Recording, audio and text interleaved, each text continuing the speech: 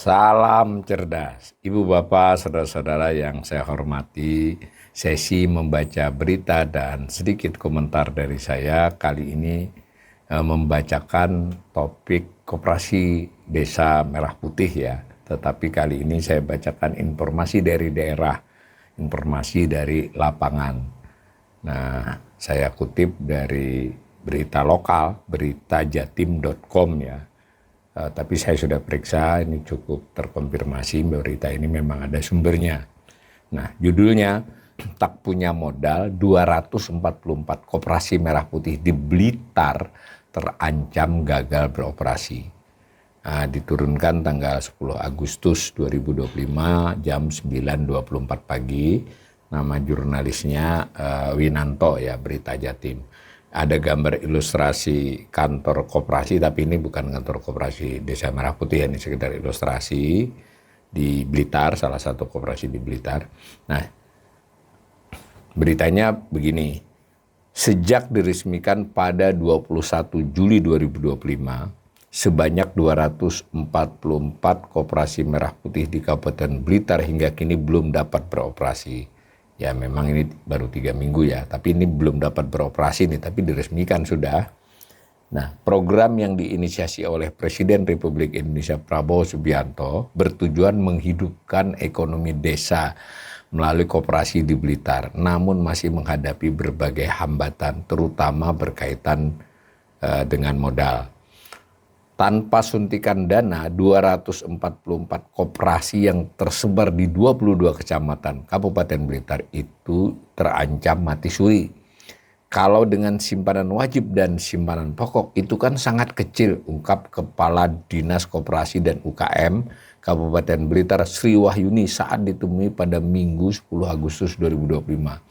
Jadi ini sumber beritanya adalah Kepala Dinas ya, jadi silahkan ini mungkin media-media yang nasional yang lebih besar bisa memfollow up ini dari satu kepala dinas mungkin ke kepala dinas yang lain agar kita semua memperoleh fakta lapangan dulu apa sih yang sudah terjadi setelah diresmikan. Kan diresmikan itu sekaligus hampir 80.000 ya, 80.000 kopdes ya. Nah, saya baca lagi dari 248 koperasi merah putih yang direncanakan, jadi ini di Blitar ya, hanya 4 unit yang sudah beroperasi. Jadi keempat koperasi yang aktif ini merupakan gabungan dengan Badan Usaha Milik Desa BUMDes dan Gapoktan, Gabungan Kelompok Tani. Jadi kanal ini juga sudah berkali-kali mengatakan bahwa kalau yang mungkin beroperasi itu adalah yang sudah eksis, ya entah dia transformasi berganti nama atau digabungkan ya. Nah ini kan menjadi bukti lapangan nih apa yang disinyalemen oleh kanal ini sejak awal kan. Karena tidak bisa buru-buru koperasi kan perlu proses. Nah ini dari 248, 4 yang beroperasi itu karena memang lanjutan dari yang sudah existing BUMDes dan Gapoktan ya. Gapoktan biasanya juga berbentuk koperasi. Nah kita baca lebih lanjut. Sementara itu 244 koperasi merah putih lainnya belum beroperasi lantaran belum memiliki modal yang cukup untuk menjalankan kegiatan mereka.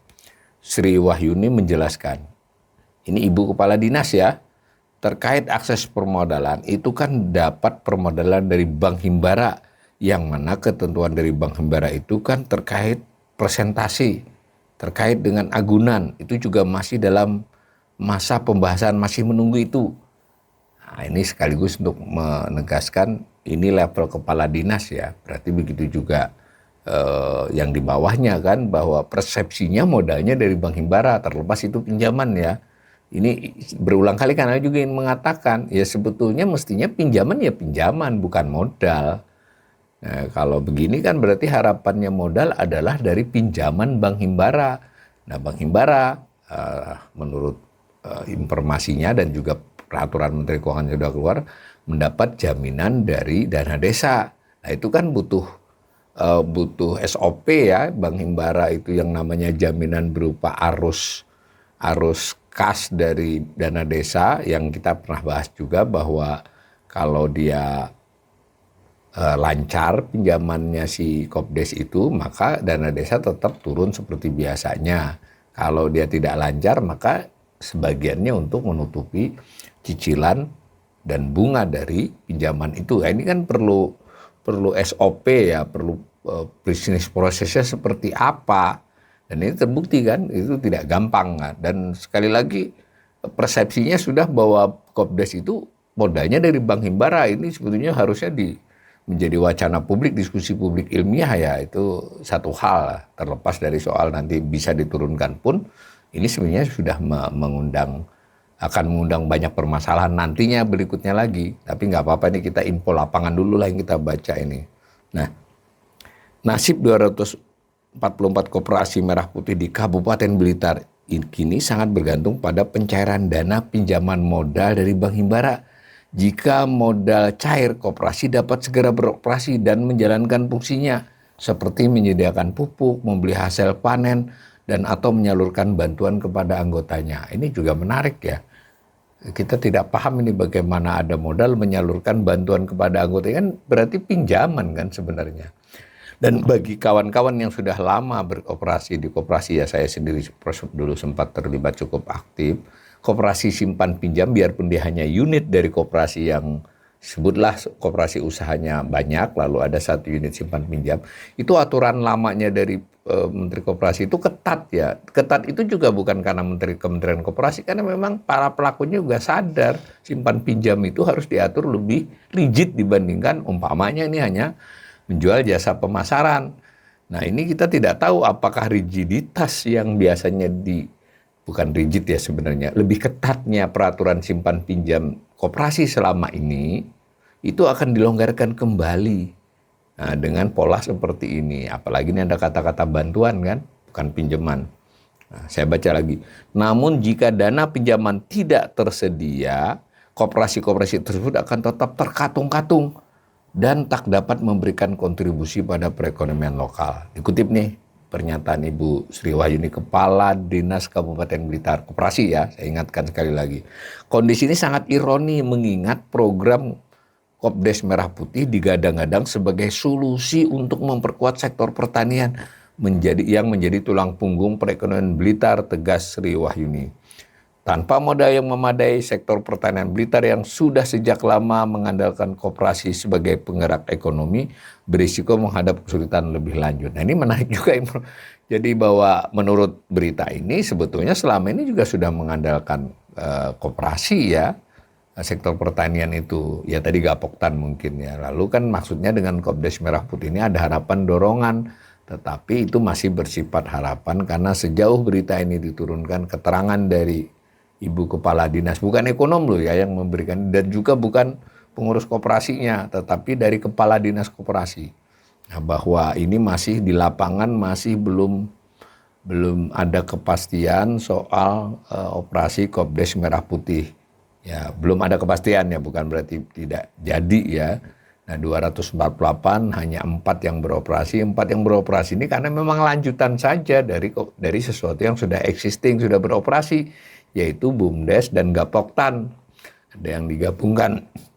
Sedangkan yang lain-lain belum bisa dijalankan. Kita tidak tahu dan mudah-mudahan tidak bosan saya ingatkan, jika modal itu adalah dari pinjaman Himbara, terlepas itu ada jaminannya, ya itu sebetulnya juga sudah bukan tidak mencerminkan koperasi ya, karena koperasi itu mestinya memang adalah simpanan pokok, simpanan wajib, dan kalau memang dianggap sungguh-sungguh ya dari hibah itu bisa Pemda, bisa pemerintah pusat ataupun BUMN atau apapun. Jadi benar-benar melekat pada koperasi itu. Kalau pinjaman kan lain, pinjaman itu ya utang ya, mau utang tetap utang, bahwa mau dia bisa dibayar sendiri atau dijamin oleh dana desa tetap saja utang, sehingga ini memerlukan perubahan banyak dalam operasional koperasi. Saya tidak tahu bagaimana Kementerian Koperasi nanti membuat peraturan Menteri Koperasi terutamanya PMK biasanya, atau beberapa standar operasional lain untuk koperasi, apakah melonggarkan yang sudah ada. Salah satunya yang ketat, cukup ketat dan cukup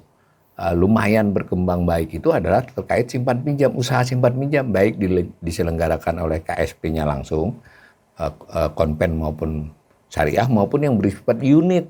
Itu peraturannya sudah lebih ketat ya. Itu kenapa lebih ketat?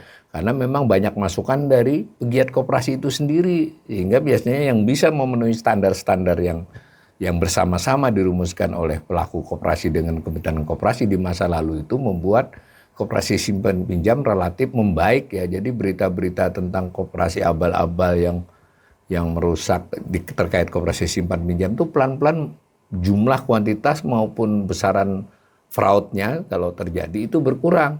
Tapi ketika dilonggarkan itu memang akan berisiko lebih gitu, dan itu sebenarnya sudah terjadi dengan isu sebelum Kopdes diresmikan itu sudah mulai juga terjadi sedikit masalah. Orang berpikir lain ya, kalau meminjam dengan dibantu itu beda ya. Saya kebetulan aktif di koperasi dahulunya, jadi kalau nanti ini akan Kopdes Merah Putih ini juga akan memiliki persoalan psikologis jika dia memiliki unit simpan pinjam.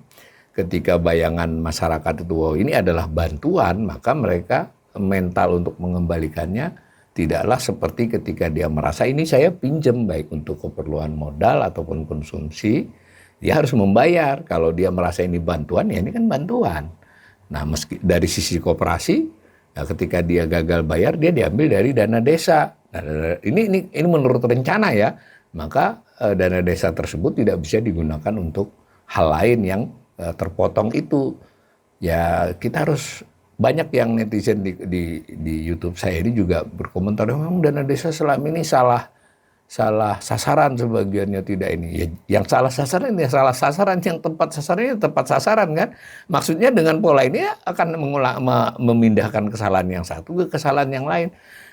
Dana desa itu adalah hak seluruh rakyat desa. Itu yang penting ya, bukan hak dari salah satu peminjam koperasi desa. Itu contoh ekstrimnya. Belum lagi jika usaha-usaha koperasi desa ini tidak terancang dengan baik, buat soal kerugiannya saja, soal mereka yang selama ini sudah menjalankan bisnis itu, ya otomatis akan kalah dengan koperasi kan. Apa itu yang mau dipilih? Nah, apakah ini tidak menimbulkan keresahan di masyarakat? Bukan berarti saya membela pelaku-pelaku yang sudah ada begitu saja, yaitu harus diperiksa semua, bukan diperiksa ya, dicermati. Kalau mereka mengambil margin terlalu tinggi ya wajar mereka kalah. Tapi kalau sebenarnya mereka ini selama ini normal, kalah dengan satu institusi baru yang mohon maaf, institusi baru ini tersubsidi, terapa dan sebagainya oleh dana desa, misal begitu. Mudah-mudahan Ibu Sri Wahyuni ini memulai agar kepala-kepala dinas di berbagai kabupaten lain itu menyatakan ke media lah, bahwa begini loh keadaannya. Bukan berarti memburuk-burukan, tapi supaya dipikirkan solusi yang lebih tepat dalam waktu segera. Jadi setelah boom, diumumkan 80.000 koperasi desa diresmikan, lalu apa yang terjadi di lapangan? Pemerintah, terutama sekali Presiden, harus tahu itu supaya tidak hanya sekedar seremoni peresmian, tetapi Kopdes ini bisa berjalan sesuai harapan Presiden sendiri.